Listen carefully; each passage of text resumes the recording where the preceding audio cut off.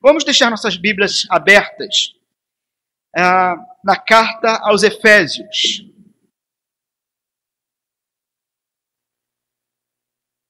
Por enquanto, vamos só deixar aberto. A meditação dessa noite será a partir do capítulo 4.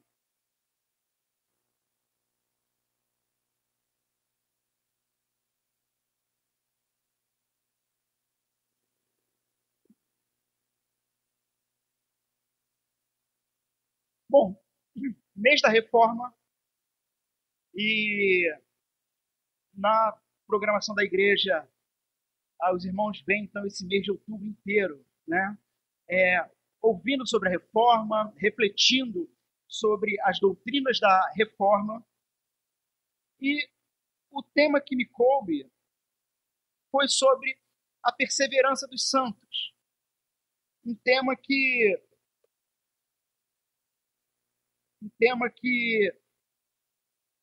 não sei se é conhecido por todos. Na verdade, um tema que ele finaliza, né, os conhecidos 5 pontos do calvinismo.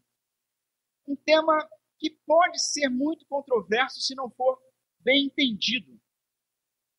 Perseverança dos santos, na verdade, dizem os teólogos, dizem os estudiosos que deveria se chamar a perseverança de Deus. Porque, na verdade, não somos nós que estamos segurando na mão de Deus. Tem aquele corinho antigo, né? Segura na mão de Deus. Né?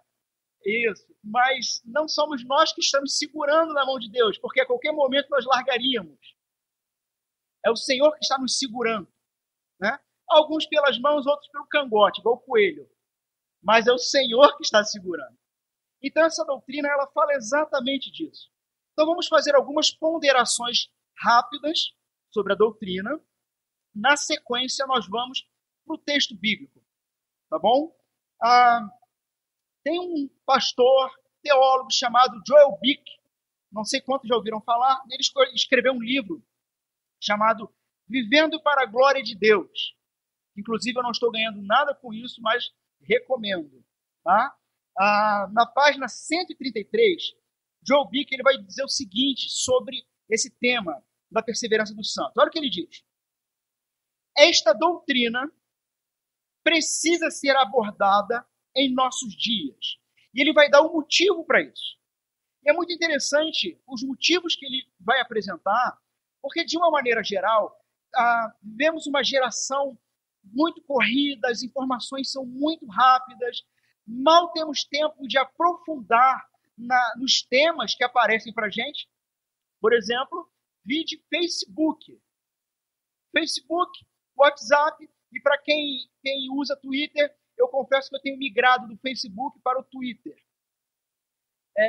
As fake news são menores no Twitter, um pouco menores. Tá? Mas a questão é que essas mídias sociais elas têm nos enxurrado de informações, e a informação atrás de informação, e foi-se o tempo onde a juventude, onde a geração ela tinha interesse em conhecimento aprofundado. Hoje nós estamos atrás de informações, mas não conhecemos de fato. E isso acaba, não temos para onde correr. Vivemos no planeta Terra, vivemos neste mundo caído, participamos de uma sociedade que é construída por uma humanidade que Efésios, lá no capítulo 2, vai dizer que está morta em delitos e pecados. E como tantas ordenanças bíblicas, nós temos que vigiar e orar.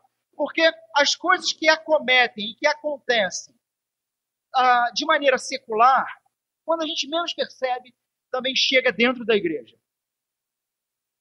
E eu dei essa volta toda para dizer o seguinte. Hoje vivemos uma geração de cristãos que estão muito mais interessados em coisas que, entre aspas, funcionam, o que a gente chama de pragmatismo, do que um discernimento concreto do que é certo e errado. E diante da palavra de Deus, esse discernimento só vem com doutrina bíblica.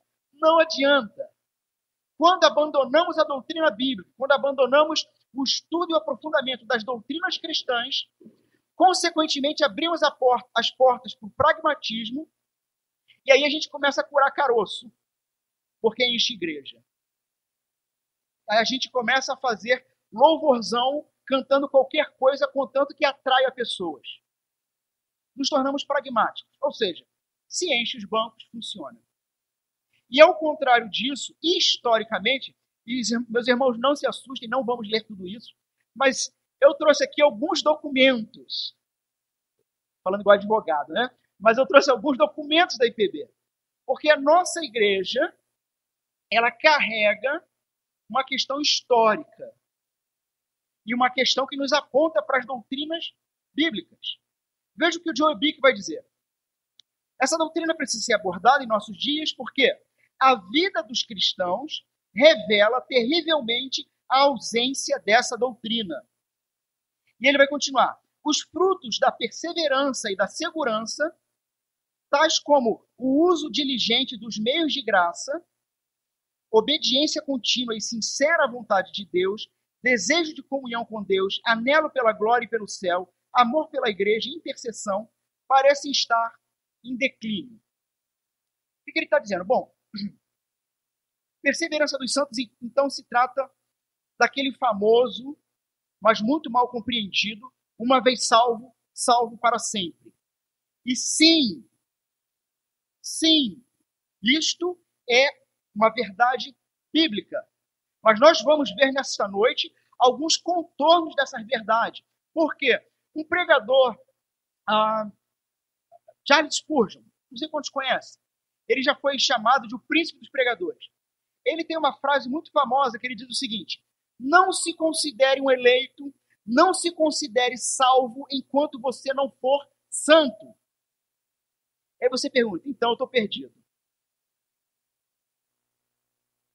Porque qualquer pessoa, qualquer cristão honesto, sabe que ele não é, de fato, de maneira, tempo presente, santo. Mas o que o Spurgeon, nessa frase, está alertando é o seguinte: a vida cristã, ela se trata de muito mais do que simplesmente, uma vez por semana, dominicalmente, frequentar um ambiente religioso num culto chamado cristão. A vida cristã é muito mais do que isso. E talvez um dos testes e uma das provas de como anda a sua fé e de como anda o seu cristianismo se encontra em como você vive de segunda a sábado. E o Spurgeon está dizendo o seguinte: não acredite que porque você um dia foi batizado, você está salvo. Não acredite nisso. O batismo, ele tem uma simbologia. Ele é um símbolo que aponta para uma realidade espiritual. Mas existe algo que torna essa realidade espiritual concreta. Então, se você tem descansado a sua vida e a sua fé no fato de que você já foi batizado e somente nisto você está descansando no lugar errado, e pode ser que você não seja cristão, mas seja um excelente religioso. Uma outra verdade dessa frase do Spurgeon é a seguinte: não ache, não descanse, não pense que você é um eleito, que você está salvo, porque tendo sido batizado, você toma ceia ou contribui fielmente em dízimos e ofertas. Não acredite que pelo fato de você ter uma vida religiosa, com rituais religiosos, isto faz de você um cristão. E esta doutrina, ela vai falar sobre isso também. Porque ela vai dizer o seguinte: diante do bojo dos outros pontos do calvinismo, essa aqui, na verdade, é o último ponto, diante da verdade que Jesus Cristo é o Filho de Deus, que morreu e ressuscitou, porque estávamos mortos em delitos e pecados, vivendo ao nosso bel prazer, mas, uma vez ouvindo a mensagem de que Deus providenciou paz na cruz, e tendo sido atingido por essa mensagem, e tendo sido derrubado por essa mensagem, tendo o coração que era de pedra, se esfacelado, e de repente começou a pulsar e se tornou carne, tendo as escamas dos olhos retiradas e podendo agora ver, tendo as correntes de ferro, que o apóstolo Paulo fala, a carne, o mundo e o diabo, que acorrentam todo ser humano, tendo essas correntes de ferro destruídas pelo poder do evangelho de Cristo, então você tem um start para a nova vida. Você tem um start para uma nova realidade. E você não vai perder essa realidade. Porque quem te garante é o próprio Cristo. Essa doutrina está falando disso. Mas, ao mesmo tempo, na frase do Spurgeon, não se considere um eleito enquanto não for santo, o que ela implica é a seguinte verdade. Não se considere um eleito, não se considere um salvo, enquanto você não perceber na sua própria existência uma necessidade, um desejo pela santidade. Não quer dizer que você não vai pecar. E se alguém aqui tinha alguma dúvida, não sei se temos visitantes hoje à noite, eu não sei se temos não cristãos confessos hoje à noite, deixa eu tirar essa dúvida para você. Crente peca. E peca feio.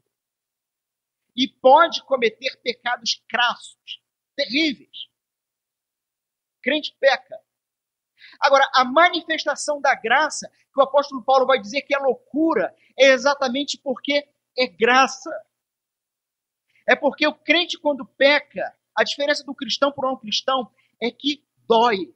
E quando ele peca e se lembra do evangelho e se lembra do seguinte: esse pecado matou o meu Senhor na cruz.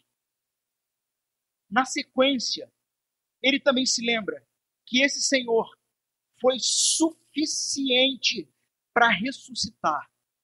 E tendo ressuscitado, perdoa pecados. E tendo perdoado pecados, você está salvo. Os seus pecados do passado, os seus pecados do presente e os seus pecados do futuro estão perdoados. Apenas algumas ilustrações para nós entrarmos no texto. Diante disso. E os irmãos vão entender por que eu estou dando esse preâmbulo, até mesmo antes da leitura. Bom, implicações da doutrina. Então, veja, perseverança dos santos não nega o fato de que você pode cair em pecado. Mas ela afirma que, tendo sido comprado pelo sangue do Cordeiro, você não é perdido, não será perdido. Por quê? Eu não sei se da outra vez que eu estive aqui, eu dei esses exemplos que eu vou dar. Mas se eu tiver dado, se eu já tiver apresentado, é bom que relembra. E eu não sei quantos lembram da última vez que eu estive aqui, uma das coisas que eu disse é o seguinte: nós temos que pregar o evangelho para a gente todos os dias. Porque quando deixamos de pregar o evangelho, nos tornamos religiosos, acreditando que somos capazes de nos salvar sozinhos através de coisas boas. Muito bem. O exemplo do escravo. Veja, se há alguns anos atrás, sei lá, alguns não muitos, talvez uns 400 anos atrás, estivéssemos no porto do Rio de Janeiro e de repente viesse um navio de escravos. E aí vamos supor que eu sou o dono da fazenda, tá bom? E aí eu vou para o porto. E aí o capataz do navio, ele me apresenta o reverendo Miqueias. Ele quer me vender um escravo. E aí ele me diz o seguinte: olha, ele é muito bom, ele tem essas qualidades, e eu quero R$500, tá bom? Dá para valorizar mais, né? R$1.000. R$1.000. Eu quero R$1.000. E eu, como senhor da fazenda, eu olho para ele, vejo que será um bom escravo e pago R$1.000. E levo ele para minha fazenda. Agora ele é meu. Só que esse capitão do navio, Ele percebeu que, na verdade, ele perdeu o melhor escravo. E ele quer comprar esse escravo de volta. Por quê? Porque o navio vai ser melhor conduzido com esse escravo, com o Miqueias, reverendo Miqueias, trabalhando lá. E aí ele vai até a minha fazenda e diz o seguinte: olha, está aqui os R$1.000 e eu quero comprá-lo de volta. Eu que sou o senhor da fazenda, como vou proceder? Olha, você quer ele de volta? Agora ele vale 15 mil. O apóstolo Paulo, quando ele usa esses termos de que éramos escravos da carne do mundo do diabo e por causa do evangelho nos tornamos escravos de Cristo, ele está usando essas expressões pela seguinte realidade: um escravo só pode ser comprado de volta se o valor oferecido puder cobrir o valor anterior. Não sei se todos me compreenderam. O ponto é, éramos escravos da sociedade corrupta, éramos escravos dos nossos próprios prazeres e éramos escravos de Satanás. Cristo nos comprou com sangue, com vida. O diabo só poderia te comprar de volta se ele tivesse algo mais valioso do que o sangue de Cristo para oferecer por você. É por isso que nada, nem ninguém pode te tirar da mão do Senhor. Porque não existe nada, nenhum valor que possa te comprar de volta. Uma outra ilustração usada pelo próprio Spurgeon, ele fala sobre o leitão e as ovelhas. Ele diz o seguinte: pegue um leitãozinho, o filhotinho do porquinho, tire ele do chiqueiro, da lama, dê um banho, depila o bichinho, deixa lisinho, rosinha, bota um laço vermelho na cabeça, joga um perfume no porquinho, solta o porquinho no chão. O que vai acontecer? Ele volta para a lama, porque essa é a natureza dele. Pegue uma ovelha, jogue na lama, ela vai se debater desesperadamente querendo o seu pastor para limpá-la. O cristão é aquele que tinha uma natureza que amava a malignidade e foi transformado. E mesmo que ele venha a cair na lama de novo, o bom pastor o retira. Porque ele não quer mais aquilo. Terceiro e último exemplo, para que esse ponto fique bem claro. Imagine uma arena romana. Imagine que de um lado da arena nós temos uma mesa, aliás, em cada lado, mesas enormes. Num lado da arena, nós temos carnes, picanha, presunto, bacon, frango assado, filé mignon, tá tudo ali. No outro lado da arena, nós temos frutas, verduras, legumes, tudo fresquinho com o orvalho da manhã ainda sobre eles. E você solta um leão no meio dessa arena. Para onde esse leão vai correr? O que os irmãos acham? Ele pode até olhar para o outro lado para ver o que tem. Mas o que ele vai desejar? A carne. A carne. Da mesma forma é o homem caído. É o homem que, assim como os nossos primeiros pais, continuam dando as costas para Deus e construindo uma vida que não quer dar satisfação da vida para Deus. E por causa disso sofre uma consequência que foi declarada lá no Éden: morte. E, para quem não sabe, essa morte ela é subdividida em 3 etapas. Morte física, morte espiritual, morte física e morte eterna. Há quem pense que a pior de todas as mortes é a morte eterna. Ah, meu Deus, o sujeito morreu e vai morrer eternamente. Não. A pior de todas as mortes é a morte espiritual, porque é a morte espiritual que gerou a física e a eterna. E é onde se encontra o problema dessa punição do pecado.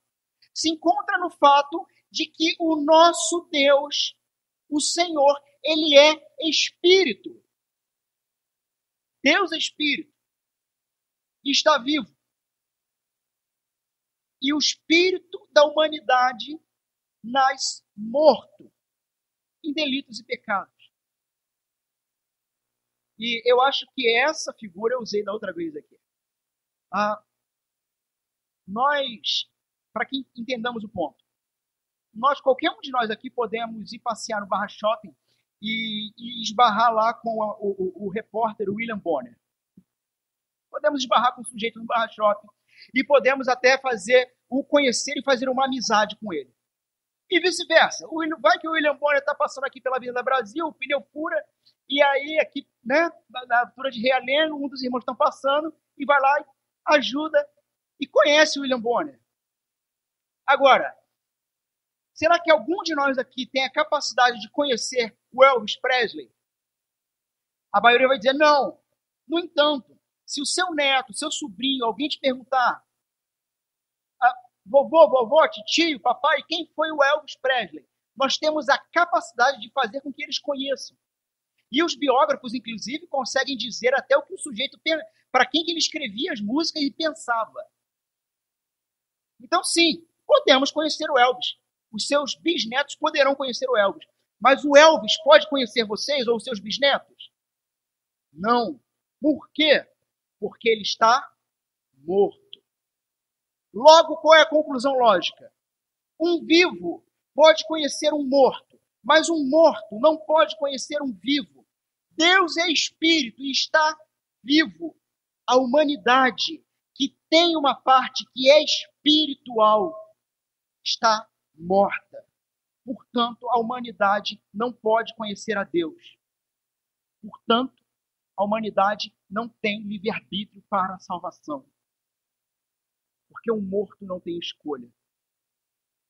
É necessário que o Deus que está vivo gere vida. E uma vez tendo gerado vida, uma vez tendo olhado para cada um de vocês, antes da salvação de vocês, todos nós encontrávamos mortos em túmulos. E a cena é que enquanto o evangelho é anunciado, o Espírito Santo, o Espírito de Deus, ele caminha entre túmulos. E na medida que o evangelho é anunciado, ele olha para um túmulo, olha para outro, e um dia ele olhou para o seu túmulo e falou o seguinte: é o seu momento, levante-se. E quando você se levanta e você olha para o seu estado anterior de putrefação e de podridão, você não tem outra opção na vida a não ser amar aquele que é o autor da sua vida e que inclusive é o autor da sua fé. E ele cria a fé em você, e é interessante, porque a própria fé que nós temos não é nossa, é dom de Deus. Para quê? Para consumo do próprio Deus. Ele nos dá fé para entregarmos fé a Ele. Ele é um criador de fé para consumo próprio da fé. E Ele nos mantém e nos garante. Nesse cenário, este leão é o ser humano. A carne é o pecado. E as frutas é a santidade e a vontade de Deus. Existe alguma maneira deste leão vir a comer a alface? Eu não pesquisei ainda, mas eu nunca vi um leão comendo alface. Pode ser que misturado com a carne, mas eu nunca vi. Eu acho que o bicho morre de fome, mas ele não vai comer alface. Mas existe uma maneira. Milagre. Milagre. Tendo acontecido um milagre e tendo a natureza do leão sido transformada, ele passa a desejar a outra mesa. Ele passa a desejar as verduras. Só um milagre faz com que a humanidade abandone o pecado. Não é decisão própria, é um milagre. No entanto, a doutrina da perseverança do santo dos santos é um desdobramento desse milagre, porque ela vai estar relacionada com santidade. Muito bem. Tendo feito esse preâmbulo, vamos ao nosso texto. Por quê? Meu primeiro objetivo é deixar claro para os irmãos que a palavra de Deus nos garante que, uma vez tendo sido atingido pelo Evangelho e tendo morrido para o diabo, renascemos como filhos de Deus. E isto não será revogado. No entanto, a própria palavra de Deus, em vários momentos, em vários outros textos, irá sempre nos dizer o seguinte: se avalie. Portanto, o meu papel aqui nessa noite não é somente trazer aqueles que estavam aflitos paz. É para ter paz, essa doutrina é para dar paz. No entanto, nós temos que também fazer com que aqueles que estão muito descansados fiquem aflitos diante de algumas verdades da palavra de Deus.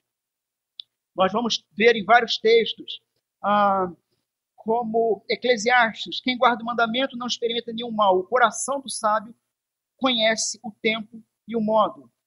Provérbios 4, 23. Sobre tudo o que se deve guardar, guarda o coração, porque dele procedem as fontes de vida. Então nós vamos ver vários e vários textos na Bíblia sempre dizendo o seguinte: olha, você está seguro em Cristo. No entanto, o que você vive, o que você sente e como você tem determinado a sua vida vão dizer de fato quem você é. E se a sua vida não condiz com Cristo, muito provavelmente você tem vivido uma vida religiosa, mas caminha para o inferno e vai perecer eternamente. Como aquele que deixou de rodar a bolsa na esquina do pecado, botou um paletó e gravata, uma Bíblia debaixo do braço e se tornou um excelente fariseu e vai perecer. Por quê? A perseverança dos santos se trata do desdobramento da salvação. A salvação é monergista, é um agindo, é Deus que salva. Muitos teólogos consideram o verso do profeta Jonas como o verso central da Bíblia. Ao Senhor pertence a salvação. No entanto, a santificação, o perseverar até o fim, vai se tratar de algo que você faz parte. Irmãos, Efésios capítulo 4,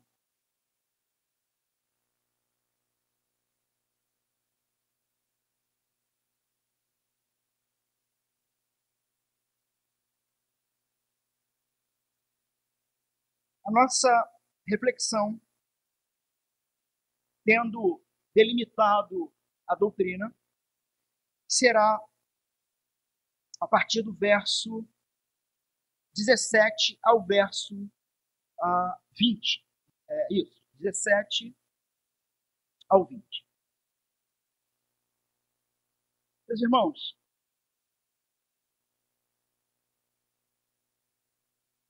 diz o seguinte então: isto, portanto, digo, e no Senhor testifico, de que não mais andeis como também andam os gentios, na vaidade dos seus próprios pensamentos, obscurecidos de entendimento, alheios à vida de Deus, por causa da ignorância em que vivem, pela dureza do seu coração, os quais, tendo se tornado insensíveis, se entregaram à dissolução, para, com avidez, cometerem toda sorte de impureza.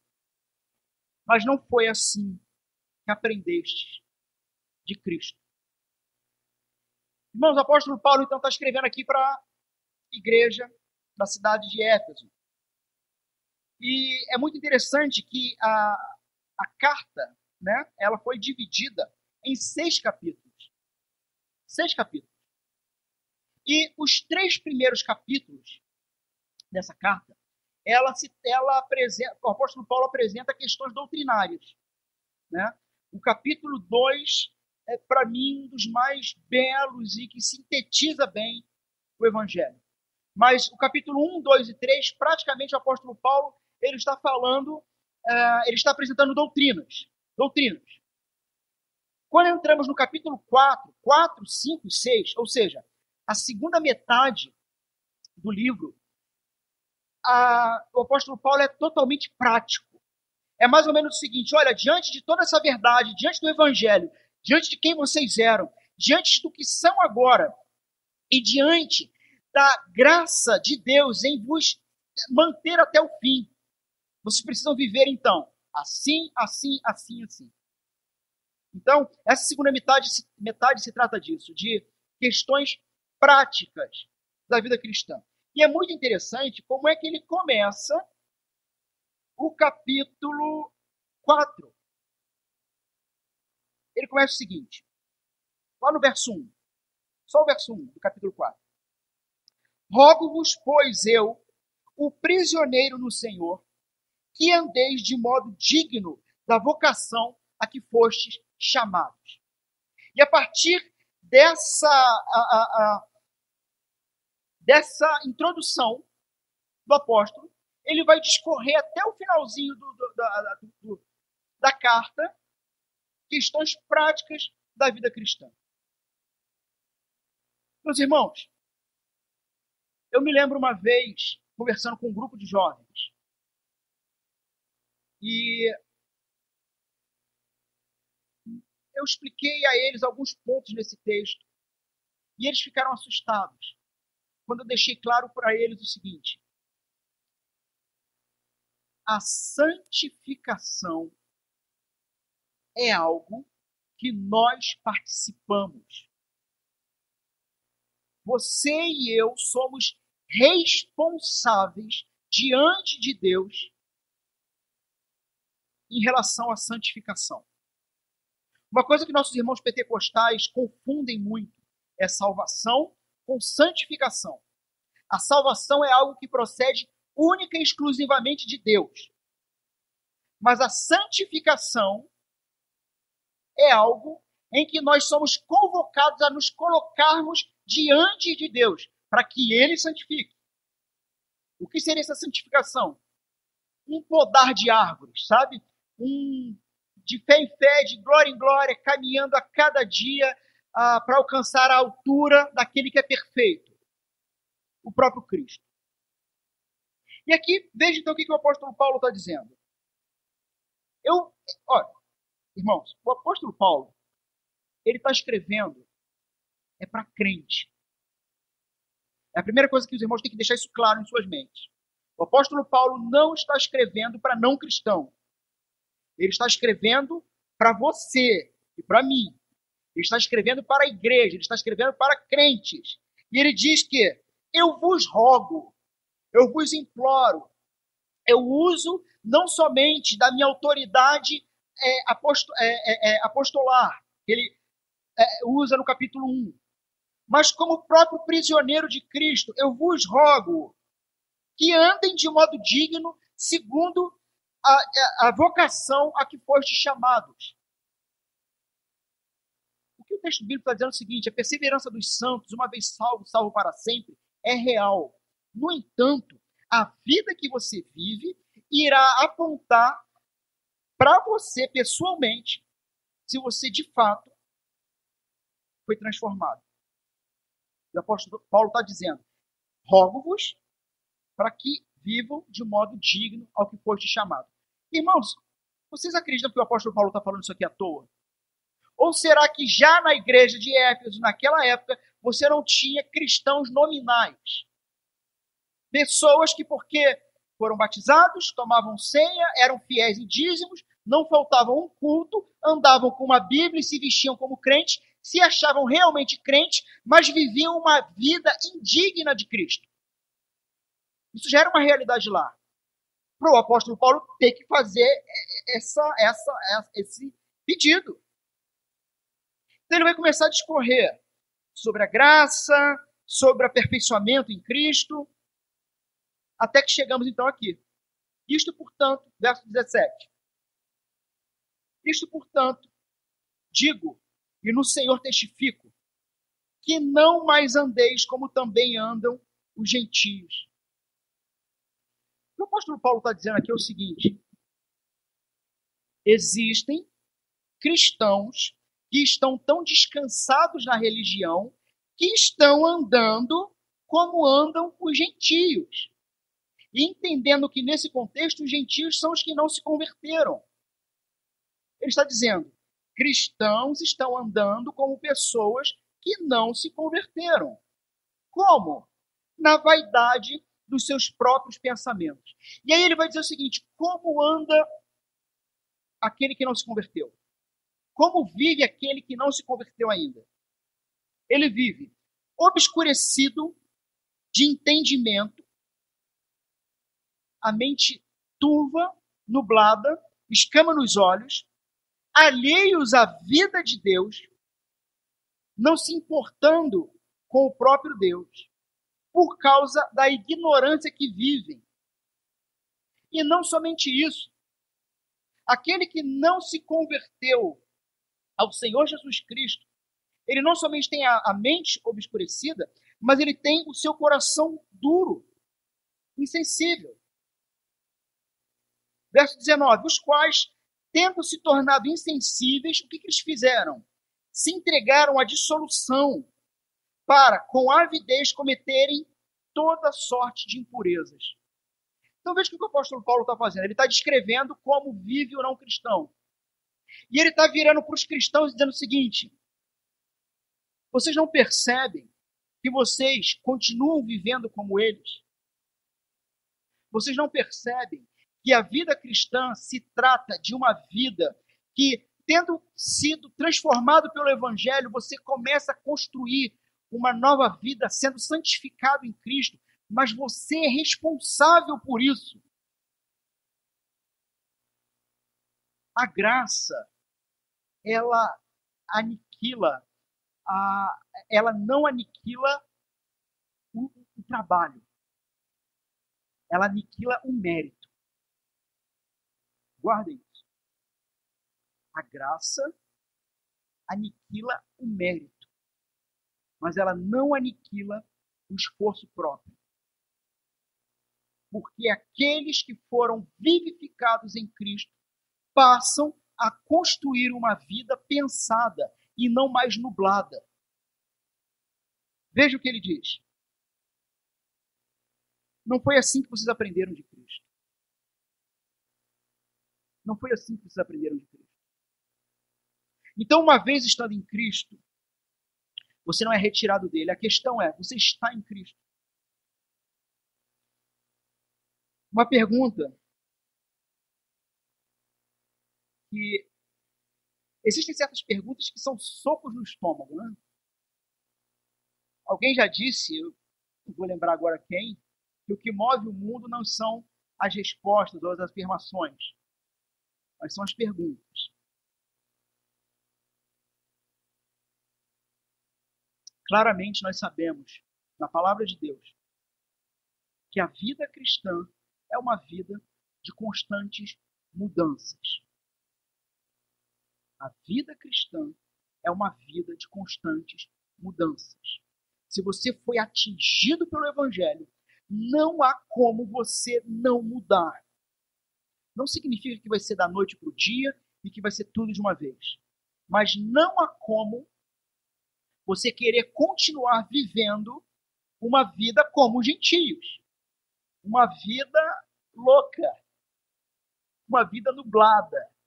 Uma vida que não há muito sentido para viver.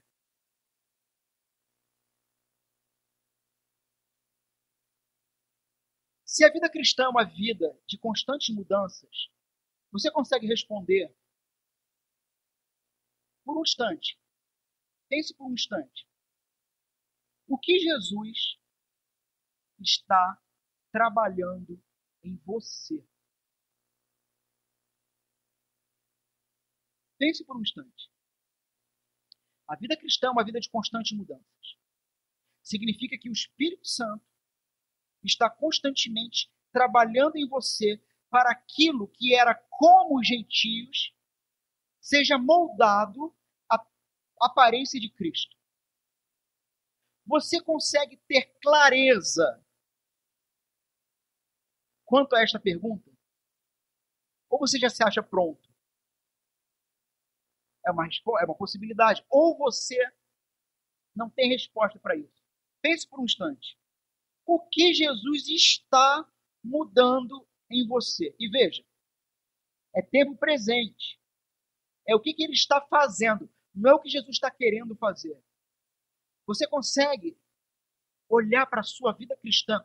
Você consegue olhar para os seus últimos 5 anos de frequência de igreja local e perceber que ao sair desses portões para fora e só retornar no próximo domingo, 7 dias se passam, você consegue perceber o que em 7 dias Jesus fez em você? O que Jesus está transformando em você nesses dias? Meus irmãos, se você não consegue responder isso, existe alguma coisa muito errada. Muito provavelmente você não está preocupado em diariamente ter a vida moldada a Cristo. Mas você está preocupado em continuar vivendo como vivem os não cristãos, numa vida sendo construída para satisfazer os seus próprios desejos diários.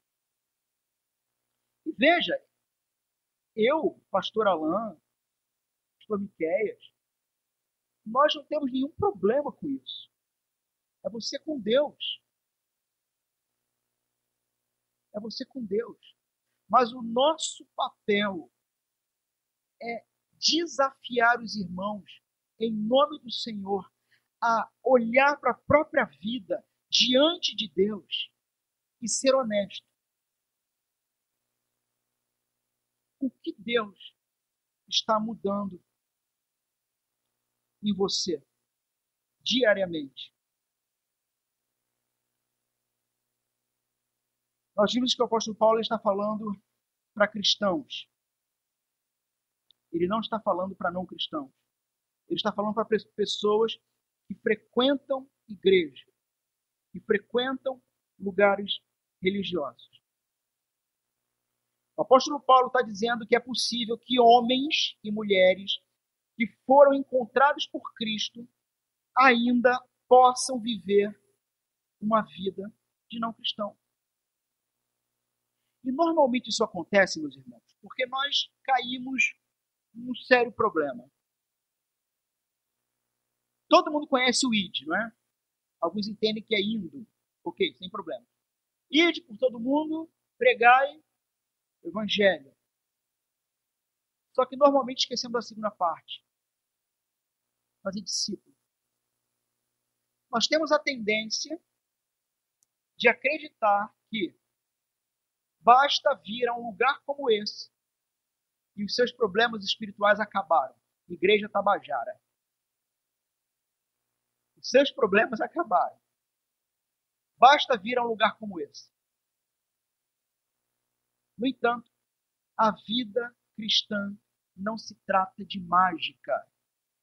A vida cristã não se trata de magia. Não há palavras cabalísticas no Evangelho.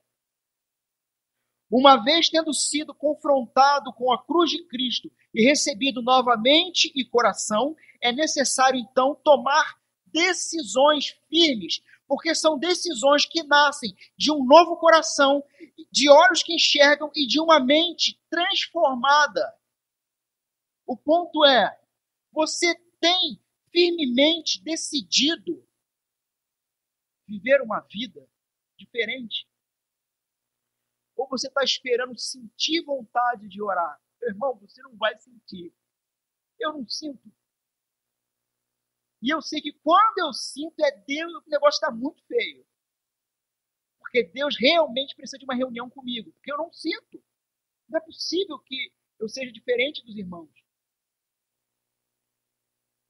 E aí acabamos que construímos uma vida que ela é muito mais visível dominicalmente do que escondida com Cristo.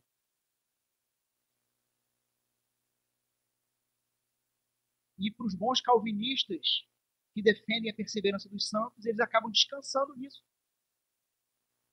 E esquecendo que perseverança dos santos se trata de santificação e de vida diária com Deus. Pastor, muito conhecido e amado, pastor Antônio Carlos, ele diz o seguinte: o cristão é aquele que, pela renovação do evangelho, constrói uma vida com fibra. Num português mais popular, e sem nenhuma fala aqui de machismo, mas os irmãos vão entender. Ser crente é para macho. No seguinte sentido: é uma vida de fibra, de decisão. Não é uma vida de festa. Não é que não possa ter festa, não é isso. Mas não é uma vida que simplesmente as coisas vão acontecer na sua vida. Vai acontecer, é só daqui o dízimo que as coisas vão acontecer. Não vão. Não vão.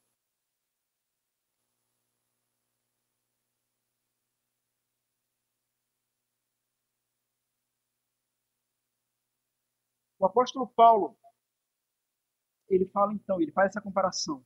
Cristãos que, mesmo possuindo o conhecimento de Deus, e veja, ele não está dizendo que não é cristão, meus irmãos. Então, sim, é possível haver cristãos que estão vivendo como não cristãos, e não significa que não sejam. O apóstolo Paulo está dizendo: veja, vocês receberam conhecimento, mas alguns continuam vivendo como se não tivessem recebido, embebidos em sua própria sabedoria, aos seus próprios desejos, como tolos, perdendo tempo com bobagens, construindo a sua vida atrás de vento. Mas não foi isso que vocês aprenderam de Cristo. Não foi isso que vocês aprenderam de Cristo. Algumas aplicações, caminhando para o fim.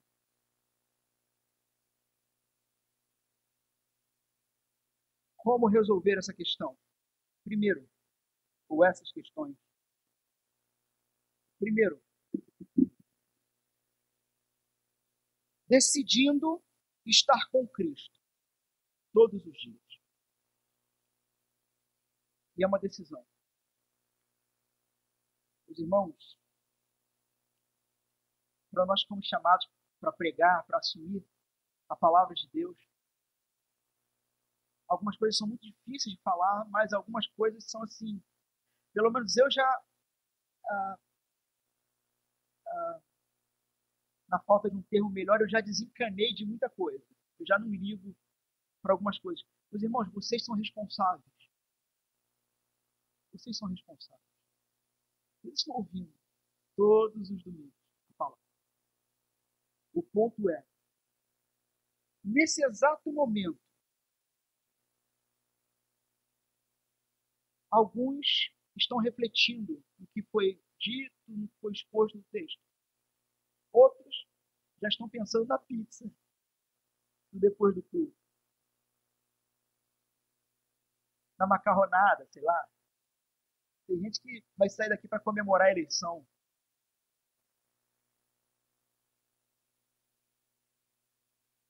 O Miquel me lembrou, alguns estão tentando descobrir aí quem já ganhou no celular.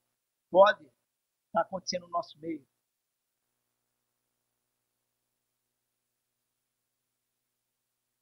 Mas vocês são responsáveis.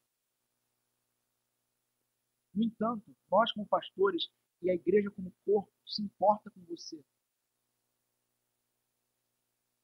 Decidindo estar com Cristo todos os dias. Meus irmãos,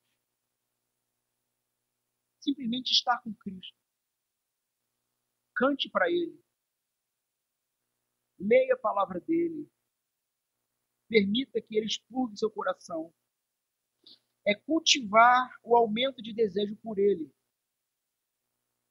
É querer Cristo e não o que Ele tem. É querer Ele. Sabe o problema dos dois filhos? O mais novo e o mais velho?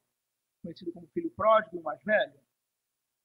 Todos os dois estavam perdidos porque nenhum dos dois queriam o pai. Eles queriam o que o pai tinha para oferecer.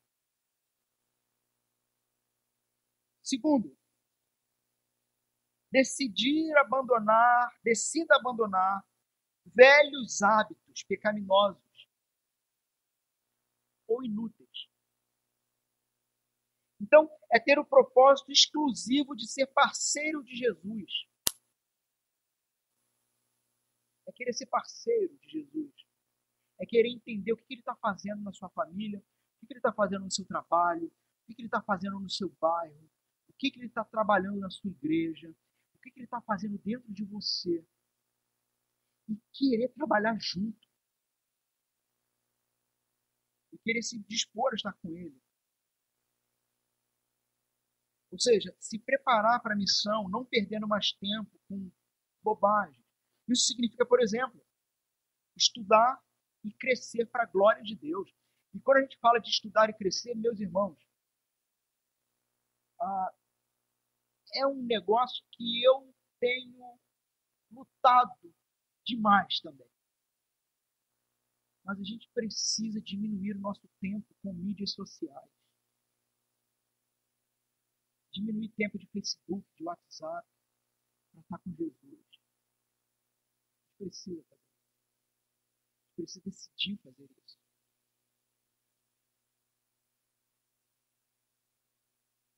Cuidar do seu casamento, dos filhos, tendo eles como o que há de mais valioso que Deus te deu. Não o seu trabalho, o seu carro, o seu emprego, mas a sua família. Sabendo, inclusive, que Deus vai cobrar isso de você porque Ele te deu isso. Ele deu na sua mão para você cuidar. Pare de gastar seu dinheiro com inutilidades. Meus irmãos, eu estou fazendo a aplicação do texto, porque aqueles que não têm a mente de Cristo é que vivem uma vida gastando a vida com poeira. E quantos de nós acabamos nos rendendo ao espírito dessa geração e entramos na mesma situação? Pare de gastar o seu dinheiro com inutilidades. Pare de construir o seu... Pare de construir uma autoimagem, sabe? No mundo virtual. Quem te define é o Cordeiro. Não é o que você tem. E não é o que você faz. É o que foi feito por você.